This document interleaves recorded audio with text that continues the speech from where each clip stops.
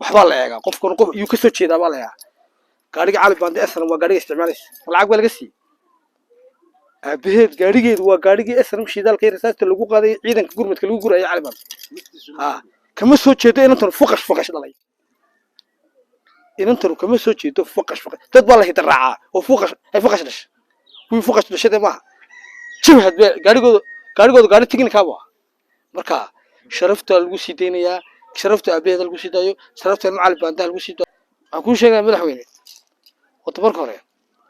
إن أنتم عدة كسر جيتنا وتقرناس غير سومالان دري كسر جيتا غير دولة نبرة أديك كهجنوب كسر جيتا تبارك الله مدحوين هم بالغوا الله يعني مدحوين نبرة أديك كهجنوب كسر جيتا نمان ضلك تشعل بكسر جيتا مدحوين هذا شرف له إن أنت نوسيته قدام بداف هذا هذا دي ويالا يقول عليه دوكم قاعد تشوفه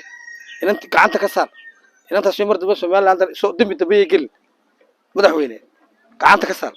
iyaga qabanayo ka kaxaynay timba hadii gashana u noqon mayso bardambe maantana bulshada reer Soomaaliland iyo dadka ku taageersan ee reer kulmiye afkooda anagoo ku hadlayna anu taa kugu codeeyo wallahi kuyuu baan kugu galay kuyuu madaxweyne wallahi kuyuu dheer baan kugu galay dana badan baan qabsan lahaa inanta maanta iska sidaa cadow badan baa doonaya inaad haysato dad badan baa doonaya in halkan xamaasad kale Soomaaliland ka dilaacdo dad badan baa doonaya in halkan waxaa ku yiri dadkeeda ay kiciyaan fudligeeda ku sida wasiirka arrimaha gudaha waxa leeyahay maxamed kaayinu inanta adeerbood in habar jeclaa baan radios wayna bahawla khaladaadka markay sameeynayay telefoon u dirtaa ku filaa in cali baanday ka baxbada ka bax aqalkeeda u sheegtay walaaladeen intaas ku sinaydba ama aad walaa shatreega xisho adeer imkan inta meesha sitaa habla maxkamadna lama saaro taxiwan wadana maalmo walba nacay kun maalmo kun xana ku xilay anaga kun maalmo nacay qarba gacanta loo tagay wuxuu caarde xarigu ku wanaagsan inagana waan ugu sameeyay xumo raga in ciqaabaha la jiirsiyo Soomaaliland dambiga ka gala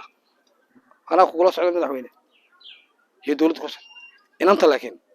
waa inaan caara waa inaan ajnabi dalka ka timi yaani diyaaradda ma naga saartay لكن حرقيدن وحبينا نطرمايا والله يا حرقيدن حديثتيدن سمعت حميه فضحدهم بان ككورسننا Soomaaliland waxa way gaari diyaaradda saar kaxe naga basar aan ahayn walaalada ugu war gacanta ka saar aan ahayn wasiirka arrimaha gudaha baa adeer waxa gacanta ka saartay waxa ku dara mar daba haday inta Soomaaliland soo qadaada ka masuul ilaa albad abahood wuxuu gaariga asramtu siday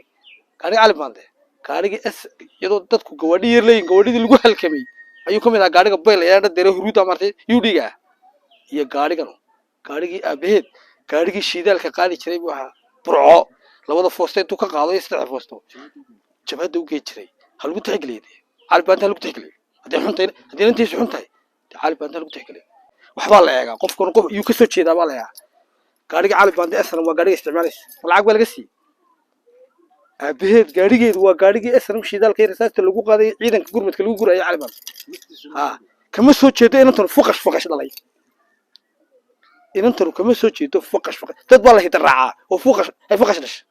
kuwi fuqash dhashay ma jabhad gaarigooda gaari tignika baa marka